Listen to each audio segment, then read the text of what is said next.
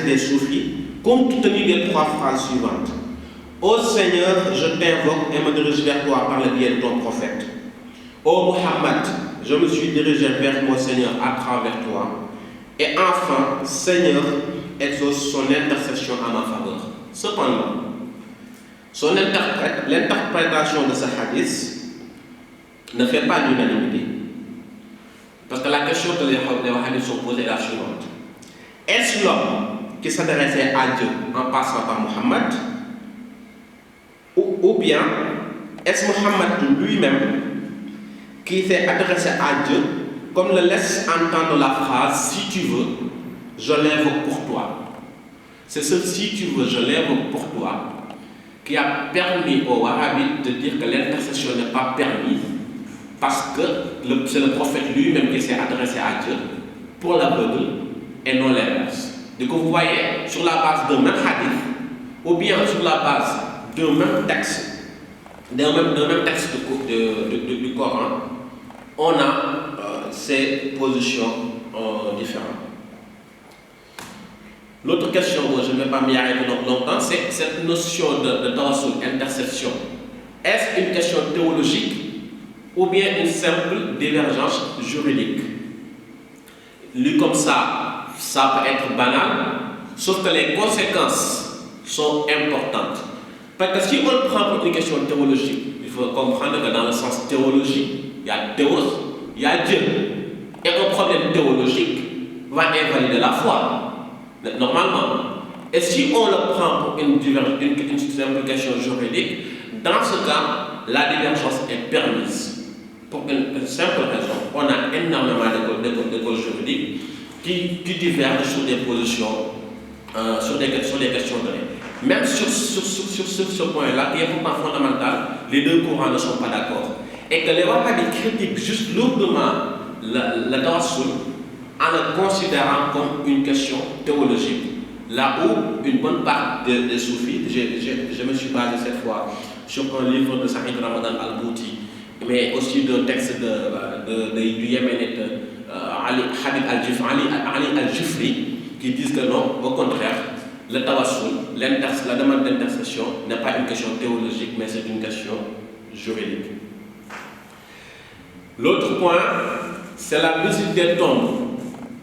Parce que vous avez peut-être, ceux qui s'intéressent au soufisme du moins, ont déjà vu peut-être à travers des festivités ou au moins à la télé, que beaucoup de disciples vont se rendre sur la tombe ou bien sur les tombes de maîtres soufis, de guides spirituels de leur confrérie, pour demander la baraka pour plusieurs raisons. Ça aussi, sa justification et sa négation découlent de manière directe de l'acceptation ou non du tawassul. Et puisque les premiers nient la possibilité de voir recours au tawassul, de la même manière, le fait de prendre sa voiture et d'aller faire des kilomètres pour se retrouver dans la zawiya ou bien devant la tombe d'un maître soufi devient interdit. Là où ceux qui le pratiquent vont aussi valider le tawassul et dire que nous avons le droit de le faire parce que tel hadith ou bien tel verset dit ça. Mais vous avez eu la difficulté parce qu'ils se basent tous les deux sur le même verset et sur les mêmes hadiths. Le débat autour de l'unicité de l'être, là aussi, je ne vais pas m'y arrêter longtemps, mais c'est aussi fondamental. Pour l'expliquer, qu'est-ce que ça veut dire l'unicité de l'être? C'est le terme wahdat al-wujud en arabe. Alors, comment je peux l'expliquer de manière simple en oubliant mes feuilles? Si je pars du principe qu'il n'y a que Dieu, ça veut dire que tout le reste doit son existence du fait que Dieu est le seul étant. Je ne sais pas si vous suivez ce que je dis. Le syllogisme, la finalité du syllogisme, ça veut dire que seul Dieu est. Est-ce que je répète? Si je dis qu'il n'y a que seul Dieu et qu'il n'y a que Dieu, cela voudra dire que tout le reste, toute l'existence, doit son existence du fait que Dieu est l'unique étant, et l'unique est le seul qui est. Conclusion, seul Dieu est et le reste n'est pas. Le problème, c'est que ça a poussé à des réflexions incroyables jusqu'à ce qu'on voit des gens qui disent « je suis Dieu ». Maintenant, comment on va interpréter ce « je suis Dieu » ? Est-ce que ça veut dire que mon ego, ou bien tout ce qui pouvait faire penser que j'existe réellement, a été éradiqué et que seule la spiritualité divine subsiste? De ce point de vue, oui, je suis Dieu, parce que je ne suis plus en tant qu'homme. Ou bien ça voudrait dire que non, en fait, ce type-là se prend vraiment pour Dieu. Et c'est sur cette interprétation que les deux divergent. Mais certains wahhabites vont dire que, en parlant de wahdatul wujud, les soufis veulent dire que veulent parler en fait du panthéisme. Ça veut dire que cette caméra, il y a Dieu dans cette caméra, il y a Dieu dans ce micro, il y a ce Dieu qu'on voit partout. Alors qu'il n'y a que Dieu, entre il n'y a que seul Dieu est, et tout est Dieu, il y a une sacrée différence et une sacrée nuance. Pareil, chacun a ses textes, chacun a ses versets pour justifier ou nier cette question. Mais ce que je voulais attirer votre attention sur un fait. Tous ces textes, pour ceux qui sont intéressés, je pourrais vous les donner. C'est moi-même qui les ai traduits. Ou bien j'ai une autre proposition, vous allez acheter le livre comme ça. Ça va vous faire un peu plus d'argent. N'est-ce pas, Sophie? Quand on s'intéresse au débat sur le wahdatul wujud ou sur l'unicité de l'être, on tombe forcément sur un nom, Ibn Arabi, qui est un soufi qui est né à Murcie en Espagne et décédé à Damas au milieu du XIIIe siècle. Les soufis l'appellent Al-Sheikh al-Akbar, le grand maître, ou bien certains diront le plus grand des maîtres. Mais bon, ça c'est un autre débat. Pourquoi? Parce qu'il est l'un des premiers, même si le mot wahdatul wujud, ça les spécialistes d'Ibn Arabi disent que Ibn Arabi n'a jamais prononcé le mot wahdatul wujud, mais quand même, il l'a quand même théorisé sans pour autant prononcer ce mot, ce qui fait que quand on parle de wahdatul wujud, unicité de l'être, tout le monde dit automatiquement que c'est Ibn Arabi lui-même qui a fondé ce truc et qui a égaré une bonne partie de l'humanité. Et là, je vais vous citer assez rapidement, excusez-moi, un débat qui a été retranscrit entre Ahmad ibn Idriss, au milieu du 19e siècle, qui est le fondateur d'une confrérie soufie qui s'appelle Al-Idrissiyya, et un intellectuel wahhabite qui s'appelle Nasr al-Kubaydi. Ce dernier est venu le voir en lui disant: tu suis la voie d'Ibn Arabi, lequel croit en l'unicité de l'être et donne raison à Iblis, Satan, lorsqu'il a refusé de se prosterner devant Adam.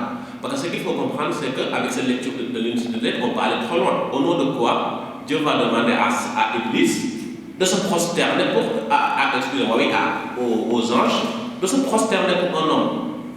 Si seul Dieu est, pourquoi on va se prosterner pour un homme? Parce qu'Ibn Arabi allait tellement loin que, même dans ses Fusul al-Hikam, il s'est demandé si Pharaon irait vraiment en enfer.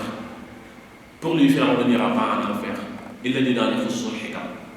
Mais ça, c'est une autre parenthèse. Pharaon, c'est le pharaon maudit dans le Coran. Et ainsi, la majorité des savants classiques lui ont répondu. Ils ont jugé, ainsi que d'autres savants, de sa mécréance et de celle de tous ceux qui croient en sa doctrine. Ahmad ibn Idriss lui répond en disant: Ibn Arabi est mort en 632 de l'Égypte, et plus de 6 siècles nous séparent de lui. Est-ce lui qui t'a dit tout ce que tu viens d'affirmer pour que tu juges de son apostasie? Et Nasr al-Kubaydi lui répond: cette croyance se trouve explicitement dans ses livres. Ahmad Idriss répond: qui t'a dit qu'il est l'auteur de ses propos? N'est-il pas probable que ce soit quelques-uns de ses ennemis qui les ont introduites? Tu peux juger que ces affirmations révèlent de la mécréance si seulement tu n'as aucune manière de les interpréter. Mais ne dis pas qu'Ibn Arabi est un apostat, puisque tu n'as aucune preuve religieuse qui te permet de l'affirmer sans risquer de te tromper. En outre, si tu avais une connaissance de la réalité, c'est le terme haqiqa dont on parlait tout à l'heure, tu n'auras pas essayé d'entrer dans ce domaine qui de toute façon te dépasse. Tu ne fais pas partie des gens de cette voie, cela devient les soufis. Et chaque groupe maîtrise plus son art. Je te donne un exemple dans ce sens. Imagine un homme qui est allé dans un marché et connaît ses magasins, ses marchandises, ses prix, tout ce qui s'y trouve en matière de fruits et de parfums. Compare cet homme à un autre qui n'a jamais mis les pieds dans le dit marché. Puis ils se retrouvent tous les deux devant une assemblée. L'homme du marché se met alors à décrire tout ce qu'il y a vu. Et celui qui n'y est pas allé se met à le démentir sur ses descriptions. Est-ce l'attitude d'un homme doué de raison? Bien sûr que non. D'ailleurs, les sens le prendront pour un fou. Et du coup vous voyez qu'à partir du fait qu'Ibn Arabi a théorisé la wahdatul wujud et que des soufis après lui viennent se réclamer de l'héritage d'Ibn Arabi, parce que tous les soufis qui sont venus après lui citent Ibn Arabi, ils le citent énormément, ils se réclament de lui. Certains vont le reconnaître directement, d'autres vont tourner autour de vous, mais tous citent directement Ibn Arabi, ou bien reprennent ses propos sans le citer. Et de ce simple fait, ce wahhabi s'est attaqué à ce soufi, lui disant tu n'as pas le droit de toute façon de suivre la doctrine et la voie d'Ibn Arabi. Le dernier point que je voulais aborder, c'est la question de la fonction muhammadienne. Mais c'est qui ce Muhammad dont on parle? Est-ce vraiment un homme, un messager comme un facteur, qui est venu, qui a délivré son message et qui est parti? Il y a un verset du Coran pour le dire. Que innama ana basharun mislukum. Je suis un être humain comme vous. D'accord? Et sur cette base, la majorité des wahhabites vont vous dire que Muhammad était un prophète, certes envoyé par Dieu, qui est né à telle date, mais qui est mort à telle date, et puis c'est fini. Il n'y a plus rien à faire. Les soufis vont plus loin. Ils vont dire que non.